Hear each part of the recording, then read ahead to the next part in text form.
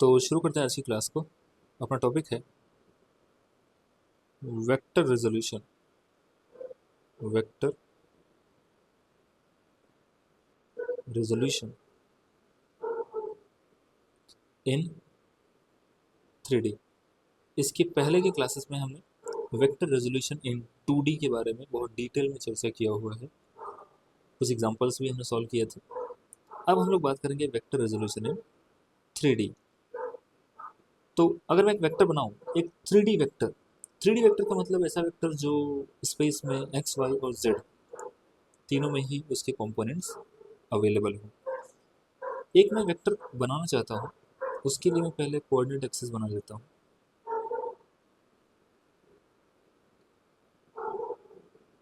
एक कोई 3D vector मैं बनाना चाहता हूँ, जिसके लिए पहले हम लोग क्या करते हैं, एक क्यूब बना लेते हैं, क्यूब जैसा। ठीक है,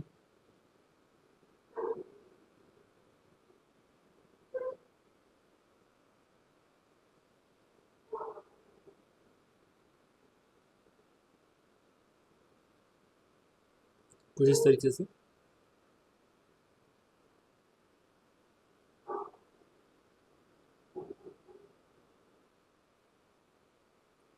मान लेते हैं कि ये एक्स एक्सिस है, ये वाई एक्सिस है और ये जेड एक्सिस है। एक वेक्टर है ऐसा कुछ, जैसे vector,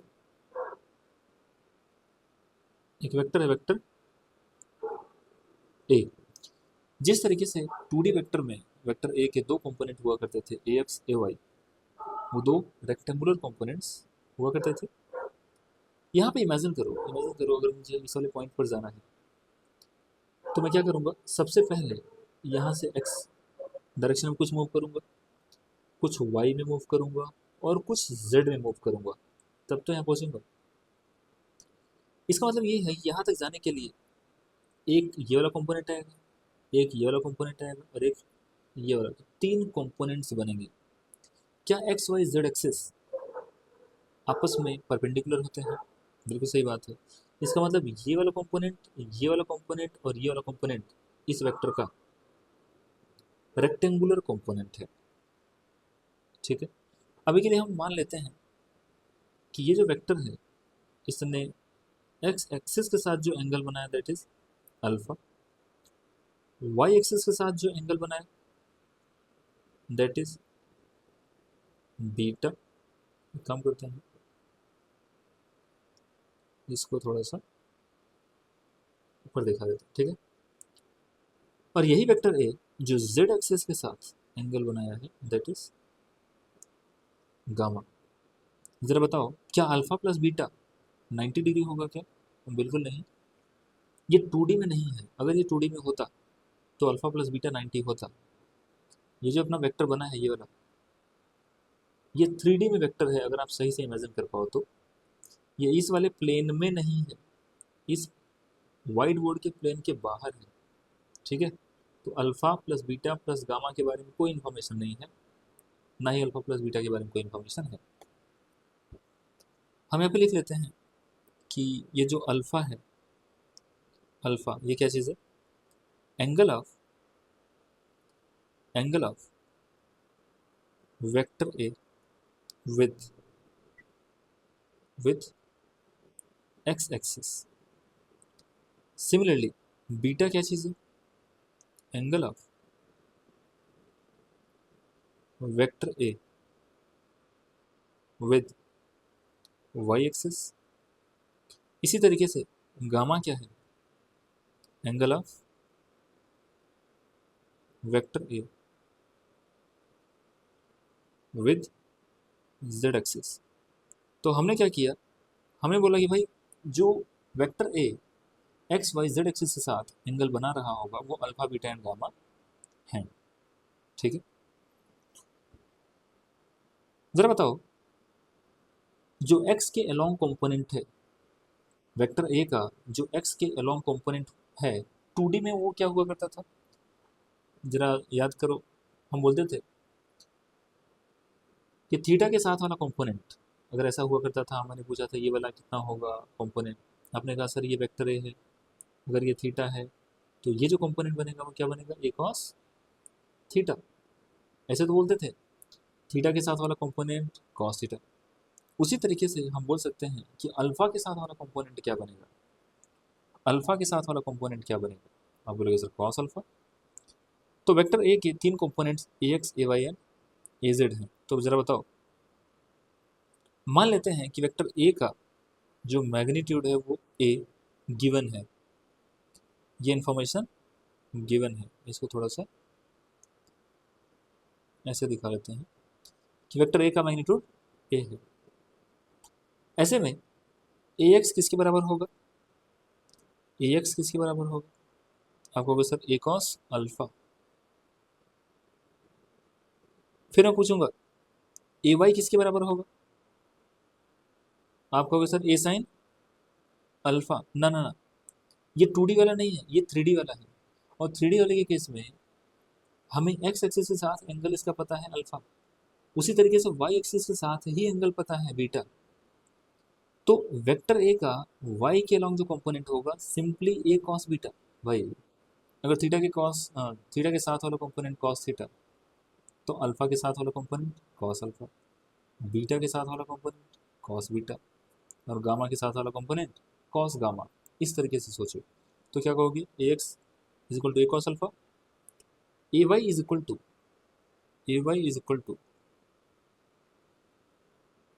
A cos beta. Similarly A Z is equal to A cos gamma. ये A x A Y A Z है क्या चीज, जरा लिखते हैं इसको। ए एक्स क्या है, अच्छा हमने ये चीज भी देखा था कि अगर ए एक्स ए वाई पता हो तो वेक्टर ए लिखा जा सकता है, कैसे लिखते थे, A X I cap A Y J cap, ऐसे तो लिखते थे। अब यहाँ अगर तीन कंपोनेंट्स हैं A x A Y A Z, क्या हम कह सकते हैं कि जो ए एक्स है ए कॉस अल्फा, ये एक्स डायरेक्शन वाला कंपोनेंट है। इसी तरीके से ये जो ए वाई है ए कॉस बीटा, ये वाई डायरेक्शन वाला कंपोनेंट है। सिमिलरली जो ए कॉस गामा है वो जेड के अलोंग वाला कंपोनेंट है। तो मैं वेक्टर ए को ऐसा लिख सकता था क्या, ए एक्स तो आई कैप में आया, ए वाई जे कैप में आया, और ए जेड के कैप में आया। क्या ए x A Y A Z known है, बिल्कुल नोन है, अगर अल्फा बीटा गामा नोन है तो। तो एक बार थोड़ा सा और यहाँ पे लिख लेते हैं कि भाई जो ए एक्स है, जो ए एक्स है वो बेसिकली एक्स कंपोनेंट ऑफ, क्या है ये, एक्स कंपोनेंट, किसका component, x component of vector ए। क्या यही coefficient of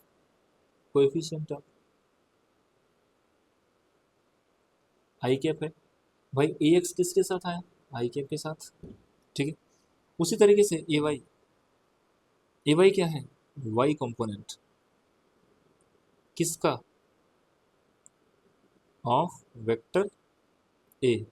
A vector a के यहाँ पे तीन कंपोनेंट है ना, एक एक्स के लॉन्ग जिसको ए एक्स बोला, एक वाई के लॉन्ग जिसको ए वाई बोला। ए वाई को हम ऐसे भी तो सोच सकते हैं कोएफिशिएंट ऑफ जे के। इसी तरीके से ए जेड अगर बोलता, ए जेड क्या है, जेड कंपोनेंट ऑफ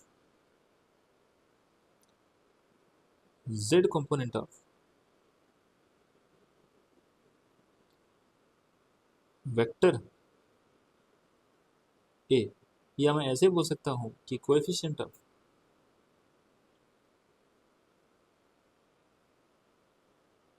के कैप, ठीक है। तो हमें पता चल गया कि ए एक्स बराबर A cos alpha, A Y बराबर A cos beta, A Z बराबर ए कॉस गामा। जरा बताओ कि अगर वेक्टर ए आपको नोन है तो वेक्टर ए का मैग्नीट्यूड कितना होगा। जिस तरीके से 2D में आपने याद किया था कि वेक्टर ए का जो मैग्नीट्यूड बनेगा sir root under a x square plus a y का स्क्वायर, ऐसे बोलते थे। यहाँ पे तीन कंपोनेंट्स हैं, तो आप उसी तरीके से रिलेट करते हुए लिख सकते हो कि जब दो कंपोनेंट हुआ करता था तो आप ए x square plus a y का स्क्वायर किए थे, यहाँ क्या करेंगे, ए एक्स का स्क्वायर प्लस ए वाई का स्क्वायर प्लस ए जेड का स्क्वायर। यहाँ 3 कंपोनेंट हो गया ना, 3 कंपोनेंट होने की वजह से तीनों को स्क्वायर करके रूट के अंदर ले लो। This is magnitude of vector A, जिसे हम ए से डिनोट कर सकते हैं। अब एक नया टर्म आता है डायरेक्शन कोसाइन। सबसे पहले मुझे एक बात बताओ, क्या आपको पता है कि कॉस थीटा का जो फुल फॉर्म होता है वो बेसिकली कोसाइन थीटा होता है।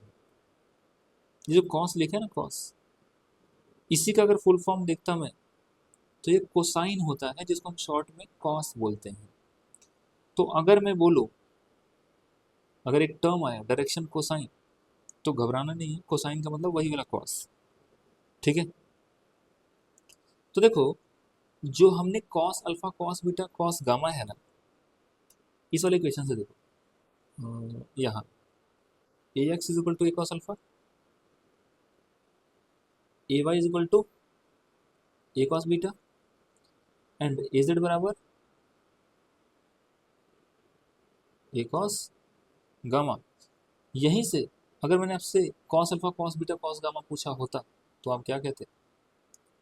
जरा बताओ कि कॉस अल्फा किसके बराबर होगा?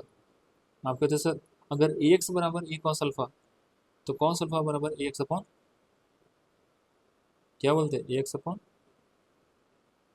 ए। सिमिलरली ऊपर देखो, ए वाई बराबर ए कॉस बीटा, तो कॉस बीटा बराबर A Y by cos beta is equal to A Y by A. Similarly third वाला देखो, A Z is equal to A cos gamma, तो कॉस गामा कितना है, A Z divide by A. ये जो cos alpha है, ये जो कॉस अल्फा है, ध्यान से देखो इसे, कॉस अल्फा, इसको मैं कोसाइन ऑफ अल्फा भी तो बोल सकता हूँ। कॉस का मतलब कोसाइन ही तो है, तो इसको क्या बोला जा सकता है, cosine of angle alpha. Similarly इसको बोला जा सकता है कोसाइन ऑफ एंगल बीटा, और इसको बोला जा सकता है कोसाइन ऑफ एंगल गामा। तो यहाँ लिखना है हमें कि cos alpha cos beta cos gamma है क्या चीज़, इसके बारे में लिख रहे हैं। कोसाइन ऑफ, अब ये बात समझ में आ जाएगी, cosine of the angle, cosine of the angle, cosine of the angle made by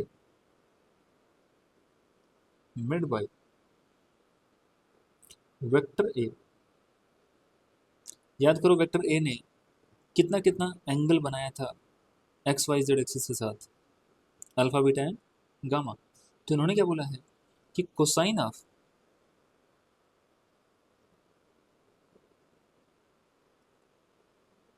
the angle made by vector A with x Y and Z axis are called direction cosine of vector a. Direction cosine of vector a. भाई vector A ने alpha angle बनाया था, beta angle बनाया था, gamma angle बनाया था with x Y and Z axis respectively. तो आपको क्या करना है कि जहां अल्फा था हमने क्या किया, कॉस ऑफ अल्फा अगर लिख लो तो इसको हम बोलेंगे कोसाइन ऑफ अल्फा। इसी कॉस अल्फा को हम बोलते हैं डायरेक्शन कोसाइन, इसको बोलते हैं डायरेक्शन कोसाइन, इसको भी बोलते हैं डायरेक्शन कोसाइन। तो किसी वेक्टर के, कोई वेक्टर 3D में है, उसे कितने डायरेक्शन कोसाइन होंगे, 3। कौन कौन से, कॉस अल्फा कॉस बीटा और कॉस गामा। तो आप चाहें तो इसके ऊपर वाली लाइन में लिख सकते थे कि cos alpha cos beta cos gamma, और यहाँ लिख सकते थे कि cos alpha cos beta and cos gamma are direction cosines of vector ए।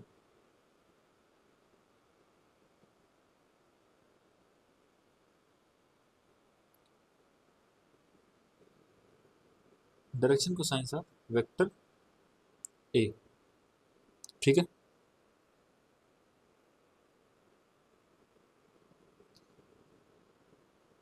एक क्वेश्चन करते हैं, बातें और भी ज़्यादा क्लियर हो जाएंगी। तो हमने अभी भी क्या देखा, देखो कि अगर कोई सा भी वेक्टर हो, कोई सा भी वेक्टर गिवन हो 3D में, तो वो कुछ something I cap, something J cap, something के कैप जैसा होगा। जो आई कैप के साथ है वो AX होगा, जो जे कैप के साथ है वो AY होगा, जो के कैप के साथ है वो AZ होगा। ये AX AY AZ vector a के 3 कंपोनेंट्स हैं परपेंडिकुलर वाले। हमने पता किया कि भाई AX is equal to A cos alpha आएगा, AY is equal to A cos beta आएगा और AZ is equal to A cos gamma आएगा। मैग्नीट्यूड निकालने का ये तरीका था। हमने कहा कि अगर AX बराबर ए कॉस अल्फा, तो कॉस अल्फा बराबर AX अपॉन ए, कॉस बीटा बराबर कॉस गामा बराबर। ये जो cos alpha cos beta cos gamma है, इन्हें एक स्पेशल नाम से डिनोट किया जाता है, इन्हें स्पेशल नाम से बताया जाता है। Cos alpha cos beta cos gamma are direction cosine of vector A. Vector A ने अगर अल्फा बीटा गामा एंगल बनाया है एक्सिस के साथ, तो cos alpha cos beta cos gamma are direction cosine of vector A. किसी vector, किसी 3D vector के कितने डायरेक्शन कोसाइन होंगे? 3, cos alpha cos beta cos gamma. आगे बढ़ते हैं। Cosine of the angle made by vector A with x Y and Z axis are called direction cosine of vector A. इसका मतलब direction cosine अगर आपको चाहिए तो आपको कंपोनेंट चाहिए और उसका मैग्नीट्यूड चाहिए। एक एग्जांपल करते हैं, एग्जांपल नंबर 1। जरा बताओ, अगर एक वेक्टर ऐसा गिवन है, vector A is equal to 4i cap plus 3j cap plus 5k cap. आपसे पूछा गया है AX AY AZ। आपसे पूछा गया है क्या क्या? AX बताओ, AY बताओ, AZ बताओ, A बताओ, डायरेक्शन कोसाइंस बताओ। डायरेक्शन कोसाइंस बताओ। ठीक है, जरा बताओ कि किसी भी वेक्टर को लिखने का तरीका, किसी भी वेक्टर को लिखने का तरीका क्या हुआ करता था कि वेक्टर ए बराबर होगा AX I cap plus AY J cap plus AZ K cap. क्या AX AY AZ अगर मैं कंपेयर करूं इस इक्वेशन और इस वाले इक्वेशन को अगर मैं कंपेयर करूं, तो मुझे क्या पता चलता है कि AX की वैल्यू कितनी आ रही है? AX की वैल्यू कितनी आ रही है? 4 के बराबर। AY कितना आ रहा है? 3 के बराबर। AZ कितना आ रहा है? 5 के बराबर। अच्छा, अगर AX AY AZ पता हो तो हम मैग्नीट्यूड ऑफ वेक्टर ए निकाल सकते हैं root under AX square AY square AZ square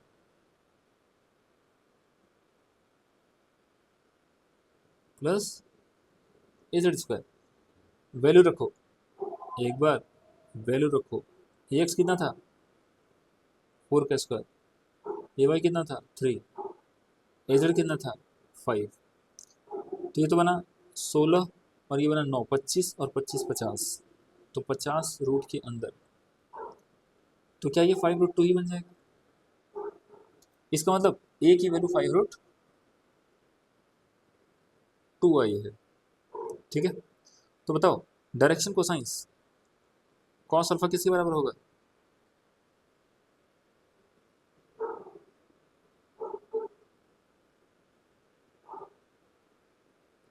direction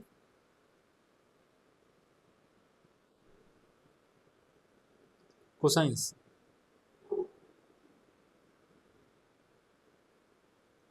cos alpha कितना होता था?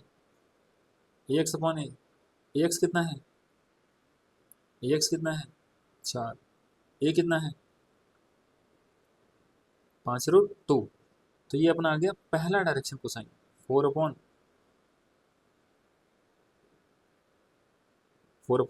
5√2। दूसरा डायरेक्शन कोसाइन कॉस बीटा क्या होता था, ए वाई बाई ए वाई कितना है देखो 3, ए कितना है 5√2, तो ये अपना दूसरा डायरेक्शन कोसाइन। तीसरा डायरेक्शन कोसाइन बताओ कॉस गामा, तो कॉस गामा क्या होता था एजेड अपॉन ए, एजेड कितना है 5 डिवाइड बाई 5√2।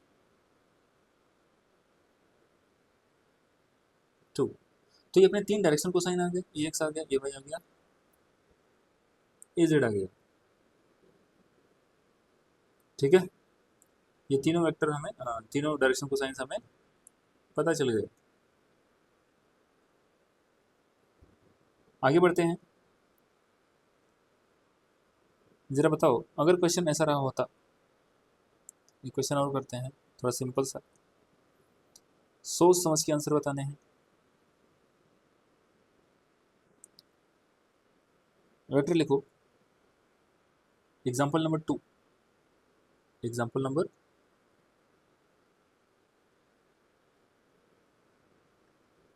2 बोला है कि इफ वेक्टर ए बराबर I cap plus J cap plus root के cap, then find X A Y A Z A alpha beta gamma, ये सब कुछ पता करना है। जरा एक बात बताओ, अल्फा डायरेक्शन कोसाइन है क्या, नहीं, अल्फा एंगल है with x axis. Direction cosine क्या है कॉस ऑफ अल्फा, तो ये हम बोलेंगे नहीं। ठीक है, तो देखो हमने अभी भी देखा था कि किसी भी वेक्टर को, किसी भी 3D वेक्टर को लिखने का तरीका क्या होता है, एक्स आई के ए वाई जे कैप और ए जेड के कैप। अगर मैं कंपेयर करूं, इसको इससे कंपेयर करूं, तो मुझे डायरेक्ट ही चमक जाएगा कि जो ए एक्स बना वो 1 है, जो ए वाई बना वो भी 1 है, और ए जेड कितना बना √2। तो ए x A Y A Z तो पता चल गया। जरा पता करो ए कितना आ रहा है, अगर A x A Y A Z पता है, अगर A x A Y A Z पता है तो ए भी तो पता चल जाएगा। यहाँ पता करते हैं, तो ए हुआ करता था रूट अंडर फॉर्मूला ए एक्स का स्क्वायर प्लस ए वाई का स्क्वायर प्लस ए जेड का स्क्वायर। ठीक है, क्या ए x A Y A Z known है, बिल्कुल, तो वैल्यू रखो। कितना रहा है, ए एक्स कितना था 1 का स्क्वायर, ए वाई भी 1 का स्क्वायर, ए जेड कितना √2 का स्क्वायर, तो कितना बन जाएगा 1 + 1 + 2, तो √4। √4 का मतलब होता है 2, तो हमारा जो ए है दैट इज इक्वल टू 2 आ गया। ठीक है, अब हमारा टास्क है अल्फा बीटा गामा पता करना। भाई अल्फा बीटा गामा पता चल जाएगा अगर cos alpha cos beta cos gamma पता चल जाए। तो जरा बताओ, क्या हमें पता है कि डायरेक्शन को साइन कॉस अल्फा ए एक्स अपॉन ए ही होता है, ए एक्स अपॉन ए ही तो होता है। ए एक्स कितना था 1 और ए कितना है 2, तो कॉस अल्फा क्या है 1/2। अगर कॉस अल्फा 1/2 तो अल्फा कितना आएगा, क्या 60 डिग्री आ जाएगा अल्फा, अल्फा क्या आ जाएगा 60 डिग्री। सिमिलरली कॉस बीटा पता करो, जब तक कॉस बीटा नहीं पता चलेगा तब तक बीटा कैसे पता चलेगा, ए वाई बाई ए, तो ए वाई कितना था अगेन 1/2, क्या फिर से बीटा भी कितना आ गया 60 डिग्री। जरा गामा पता करना है अगर मुझे, तो मुझे क्या पता करना पड़ेगा, कॉस गामा। कॉस गामा कितना होता था, एजेड अपॉन ए।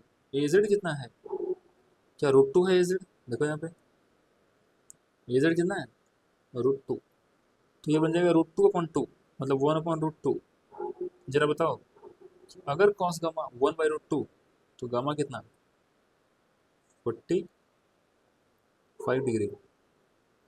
इसका मतलब ये पता चल गया कि जो वेक्टर ए था, वेक्टर ए, उसने एक्स एक्सिस के साथ 60 डिग्री एंगल बनाया, वाई के साथ भी 60 डिग्री एंगल बनाया, और जेड के साथ 45 डिग्री एंगल बनाया। ठीक है, तो डायरेक्शन कोसाइन अगर आपको पता चल जाए तो आप ये भी पता कर सकते हो कि वेक्टर ने, किसी गिवन वेक्टर ने एक्स एक्सिस, वाई एक्सिस और जेड एक्सिस के साथ कितना एंगल बनाया। इसी सवाल में अगर मैंने डायरेक्शन कोसाइन ओनली पूछा होता कि डायरेक्शन कोसाइंस क्या क्या है, तो आप बोलते सर 1/2 1/2 1/√2। ठीक है, एक और एग्जांपल करते हैं, फिर बात थोड़ी और समझ में आ जाएगी। इसके बाद ये अपना कवर हो जाएगा। अभी हम लोग क्या पढ़ रहे हैं भाई साहब, vector resolution in 3D, 3 dimension. थोड़ा आगे चलते हैं, ये कौन से नंबर का एग्जाम्पल होगा, एग्जाम्पल नंबर 3। एग्जाम्पल नंबर 3, एक क्यूब बनाते हैं। क्या आपको डिस्प्लेसमेंट वेक्टर लिखने आता है, बिल्कुल आता है, हमने सीखा था स्टार्टिंग में। क्या आप सबको याद है, थोड़ा सा याद करो, प्रीवियस लेक्चर में सब कवर हुआ है। ठीक है, तो ऐसा कुछ बना देते हैं,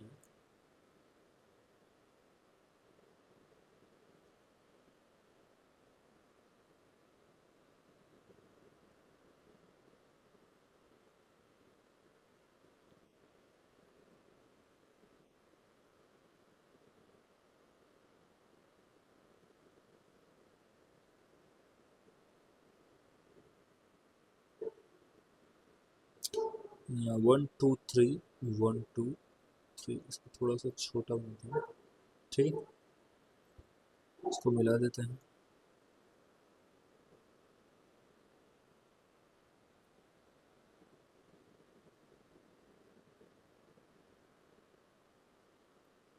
मान लो कि ये जो एक्सिस है, this is X axis,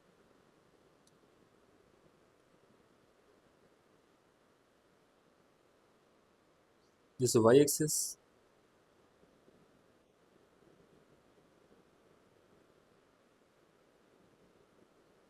this is Z axis. थोड़ा सा इसको नीचे शिफ्ट करते हैं, तो ये क्या बना था,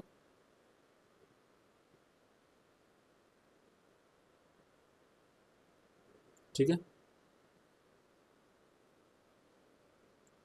ये है वाई एक्सिस, ये है एक्स एक्सिस, और ये है जेड एक्सिस। मान लेते हैं कि जो गिवन एक क्यूब है, क्यूब, क्यूब का साइड कितना है, ए। क्यूब का साइड लेंथ कितना दिया है, ए। जरा बताओ, अगर मैं मार्किंग कर दूं, मान लो कि this is O, A, B, C, D, E, F, G. ठीक है, O, A, B, C, D, E, F, G, ऐसे मैंने 8 कॉर्नर्स बना लिए। ठीक है, हमसे पूछा गया है, हमसे पूछा गया है कि वेक्टर ओ ए पता करो, सॉरी वेक्टर ओ डी पता करो और उसका डायरेक्शन कोसाइन। क्वेश्चन क्या है, क्वेश्चन है पार्ट ए, फाइंड, बोला find vector O A, sorry O D, vector O D and it's it's direction cosines. ठीक है, ये हमसे पूछा गया है पार्ट ए। और पार्ट बी में पूछा गया है find OG vector and it's direction cosines. जरा बताओ, अगर हम वेक्टर पता कर लें तो उस वेक्टर का डायरेक्शन कोसाइन भी पता किया जा सकता है। तो पार्ट ए सॉल्व करते हैं पहले, पार्ट ए सॉल्व करते हैं पहले। जरा बताओ कि ओडी वेक्टर है क्या चीज, पहले ये तो पता चले। ये निकालने का क्या तरीका है, क्या ओडी वेक्टर एक डिस्प्लेसमेंट वेक्टर है? तो अपना ये वाला जो वेक्टर बनेगा, ये वाला, शुरू करो ओ से डी तक जाओ तभी तो ओडी वेक्टर बनेगा। जरा बताओ, जरा बताओ, ये जो डी वाला पॉइंट है, डी वाला पॉइंट, वो क्या बनेगा? पहले ओ वाला पॉइंट निकालते हैं, क्या ये 0,0,0 बनेगा? बिल्कुल सही बात है। इस पॉइंट का कोऑर्डिनेट क्या बनेगा? a,0,0। तो डी वाले का क्या बनेगा? a,0।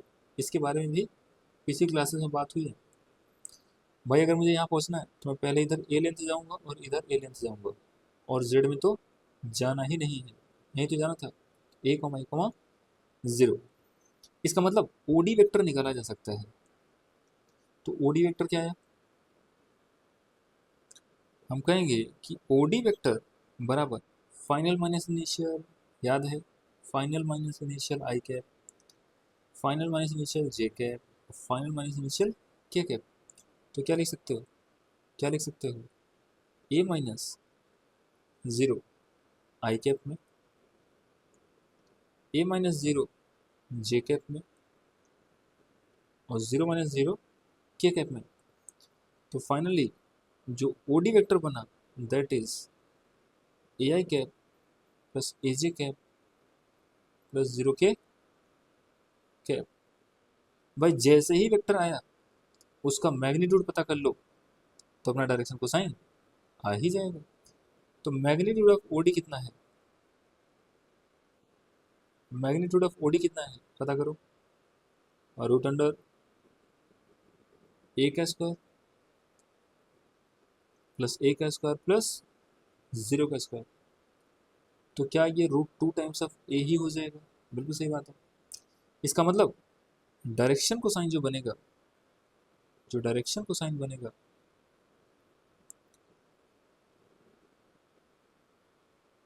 जो डायरेक्शन कोसाइन बनेगा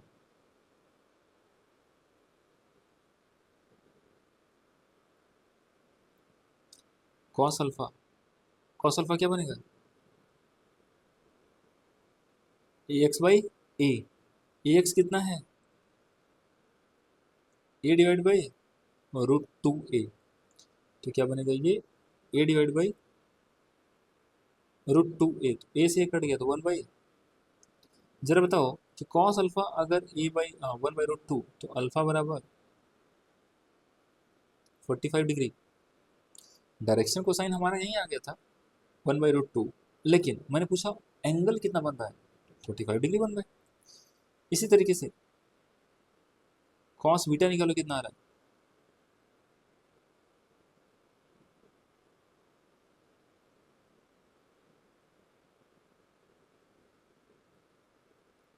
कॉस बीटा कितना आएगा? कॉस बीटा आएगा this divide by this, a y divide by a. तो ए वाई कितना है? ए डिवाइड बाई √2a, तो 1/√2। अगेन बीटा कितना आया? 45 डिग्री। जरा कॉस गामा पता करो, कॉस गामा होगा az/a। az कितना है? 0। ऊपर देखो az कितना है? 0। तो 0 डिवाइड बाई √2a मतलब 0। अगर कॉस गामा गामा जीरो हुआ, अगर कॉस गामा जीरो हुआ तो गामा कितना बनेगा, 90 डिग्री। इसका मतलब डायरेक्शन कोसाइन जो हमें पता चले वो क्या पता चले, एक बार मैं हाईलाइट कर देता हूँ, ये रहा डायरेक्शन कोसाइन पहला,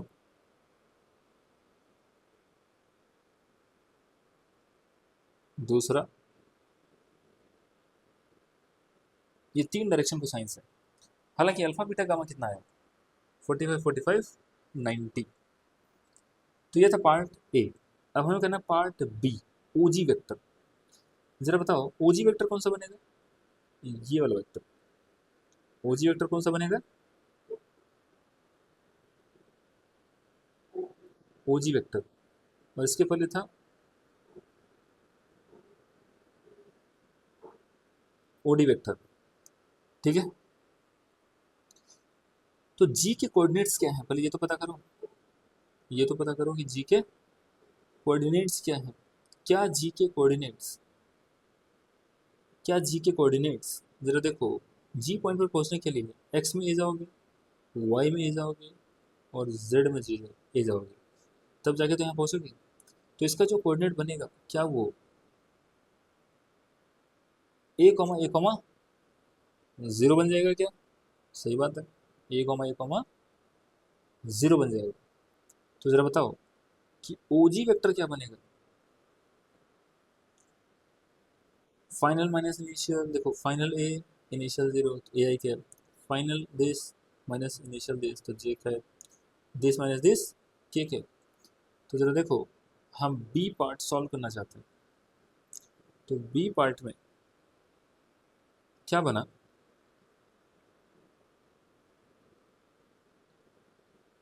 बी पार्ट में क्या बना कि हमें क्या चाहिए, ओजी वेक्टर। और ओजी वेक्टर किसके बराबर है, ए माइनस जीरो आई कैप, कहाँ से भाई, फाइनल कोऑर्डिनेट देखो, इनिशियल कोऑर्डिनेट देखो, यहाँ से यहाँ तक वेक्टर बना रहे हो ना, तो ए माइनस जीरो आई कैप, ए माइनस जीरो जे कैप, ए माइनस जीरो के कैप। तो डायरेक्टली लिखता हूँ मैं, आप इस बात को समझ चुके हैं, प्लस ए माइनस जीरो जे कैप प्लस ए माइनस जीरो के कैप। तो ओजी वेक्टर कितना आया, ए आई कैप, ए जे कैप, ए के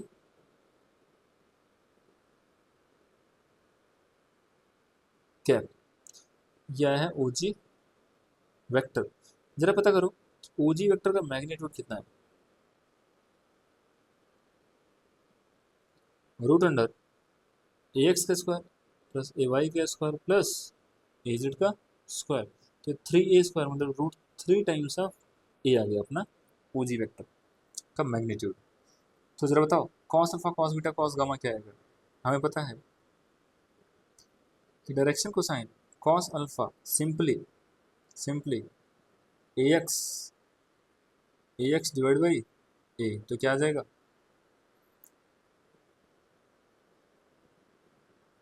ए डिवाइड बाई रूट थ्री है तो 1/√3, यह कॉस अल्फा, कॉस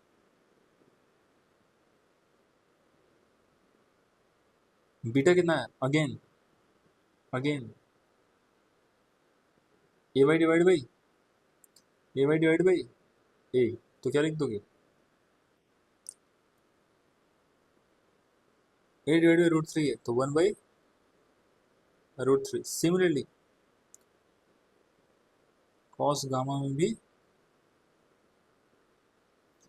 यही आ जाएगा 1/√3। तो अपना जो आंसर आया है उसको अगर मैं हाईलाइट करूं,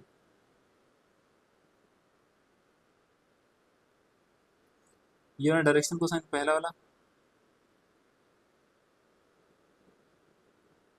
ये दूसरा डायरेक्शन कोसाइन